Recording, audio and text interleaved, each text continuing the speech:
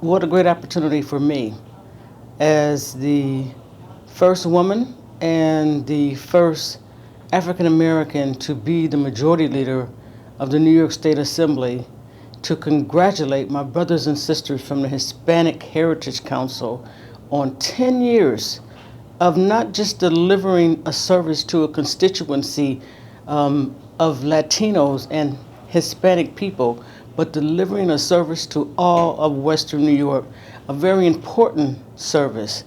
I want to appreciate you all because you don't get 10 years because you haven't done anything.